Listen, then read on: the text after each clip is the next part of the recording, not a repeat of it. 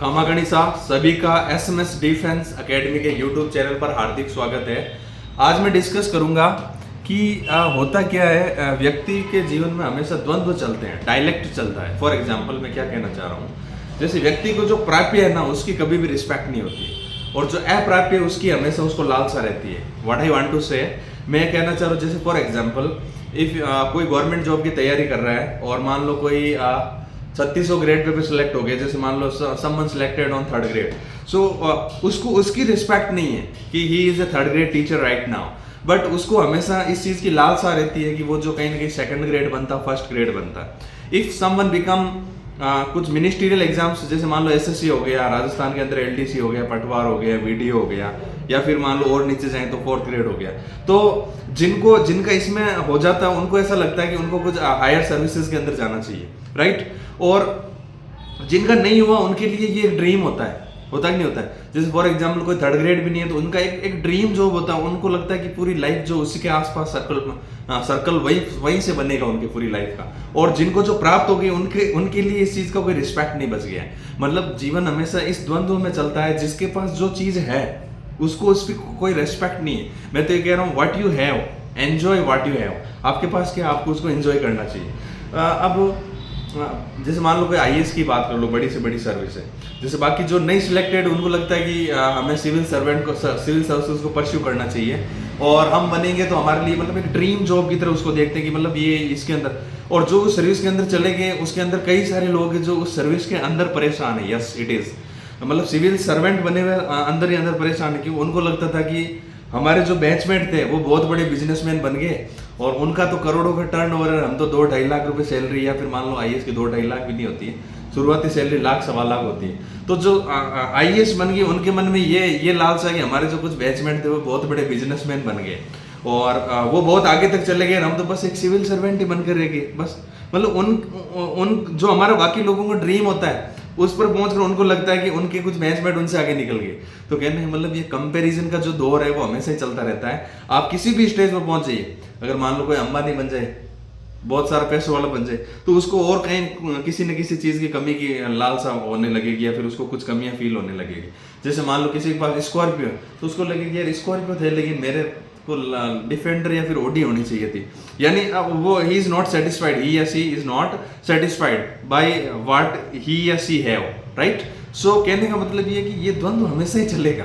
आप जिस भी, जैसे फॉर एग्जांपल मैं ये एक सिंपल सा एग्जांपल देता हूँ। जैसे मान लो जो जिनकी गवर्नमेंट सर्विस नहीं लगती उनको लगता है कि जिनकी लग गई वो बहुत महान हो गए या फिर ग्रेट हो गए, और जिनकी लग गई वो इस द्वंद्व में कि अब उनको क्या करना चाहिए, अभी तो बहुत कुछ करना पड़ेगा लाइफ में। तो आप कितने भी बड़े स्टेज पर चले जाओ आपको हमेशा ये फील होता रहेगा कि आपको कुछ और करना चाहिए, या फिर और कुछ और कर लोगे तो आपको लगे कुछ और कर लेना चाहिए था। तो एक सेटिस्फैक्शन का लेवल होता है। मैं ये कहता हूँ कि आपको हमेशा कुछ और करना चाहिए, डेफिनेटली करना चाहिए। You must pursue something more, आपको हमेशा ही कुछ और करना चाहिए, लेकिन जो है आपके पास प्राप्य है जो अभी है वर्तमान में उसको भी इंजॉय करना चाहिए। क्योंकि एक वो सेंटेंस चलता है कि मजा सफर में है, मंजिल में नहीं है। यानी आप जो भी सफर है ना उसी में एंजॉय है, मंजिल में कुछ भी एंजॉय नहीं। इसको मैं एक सिंपलेस्ट एग्जांपल से दे देता हूँ। जैसे फॉर एग्जांपल अगर someone got engaged with someone, मतलब किसी बॉयज की किसी गर्ल से एंगेजमेंट हो रखी है, तो एंगेजमेंट से लेकर मैरिज का जो सफर है ना वो खुशनुमा होना चाहिए, राइट। मीन्स उस टाइम जो फोन कॉल से, क्योंकि उस टाइम कुछ भी आपको कंप्लीट नहीं करना है, तो उस टाइम जो रंगीन सपने जो होते हैं वो एक सफर है, that is enjoyable. And after marriage you know you get a lot of responsibilities, you become a responsible person and for this you will require to work a lot, right. So मंजिल पर पहुंचने में ज्यादा enjoy या फिर उस सफर में, means engagement to marriage between that duration is really an enjoyful duration because you are enjoying the journey. So I just say that enjoy the journey not destination, right? So हमेशा आप जिस journey के अंदर है, जहाँ मान लो जिस भी जगह पर आप है, जहाँ आप बेरोजगार है मान लिया, सबसे कम तर चले गए, कुछ भी नहीं करना, तो उसको ही एंजॉय कर रही है। अब एंजॉय कर रही है लेकिन कुछ आगे बढ़ने, आगे कुछ स्टेप लेते हुए, राइट। ऐसा नहीं एंजॉय करना मतलब बैठ गए आराम से हाथ पे हाथ धर के बैठ गए बस, कुछ नहीं करना, एंजॉय करना नहीं। आई मीन कि सफर को एंजॉय करते हुए आगे बढ़ने के प्रयास हमेशा ही करने चाहिए। और कॉन्स्टिट्यूशन भी यही कहता है कि हमेशा अपने को राष्ट्र को ऊपर ले जाने के कार्य करते रहने चाहिए, लेकिन आपके पास जो है, आप जहाँ पर जिस स्टेप पर आप मौजूद हो उसको भी एंजॉय करते रहना चाहिए, क्योंकि बहुत सारे लोगों का ड्रीम्स होता है। फॉर एग्जाम्पल, एटलीस्ट मान लो आपके पास कुछ हो ना हो, अगर आप हेल्दी हो तो ये भी तो एक है ना कि आप हॉस्पिटल में नहीं हो, इसके लिए भी तो थैंक्स टू गॉड आप पर कोई मुकदमा नहीं है आज की तारीख में, ये भी तो थैंक्स टू गॉड कि आप पर कोई ऐसा कुछ केसेस नहीं है ना। तो मतलब ये भी कई लोगों का ड्रीम होता होगा कि ऐसी हेल्दी लाइफ हो, और मान लो कि कुछ कोर्ट केस वगैरह नहीं हो, मान लो किसी से कोई झंझट वगैरह कुछ भी नहीं हो, जिंदगी में पीसफुल लाइफ, ये भी कई लोगों का ड्रीम होता है। तो ये आपके पास है एटलीस्ट, है ना। तो मैं तो यूँ कहूँगा कि व्हाट यू हैव आपके पास जो है उसको एंजॉय करिए। हाँ, आगे आपको स्टेप बढ़ाते रहने हैं, अच्छे के लिए प्रयास हमेशा करते रहना चाहिए, करते ही हैं सब लोग, लेकिन ऐसा नहीं है कि अच्छे के प्रयास के चक्कर में आप अपनी जो अभी जर्नी है उसको जो है जीना भूल जाएं।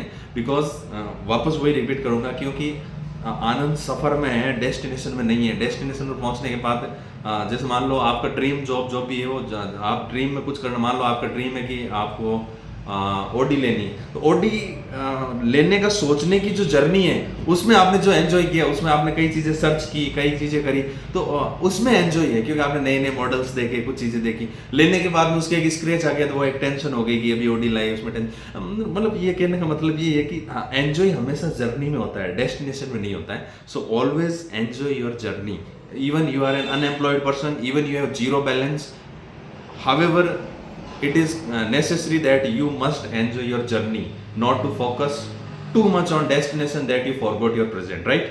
Thanks. धन्यवाद हमसे जुड़ने के लिए, और SMS डिफेंस एकेडमी के YouTube चैनल को आप सब्सक्राइब कर सकते हैं। ठीक है, धन्यवाद।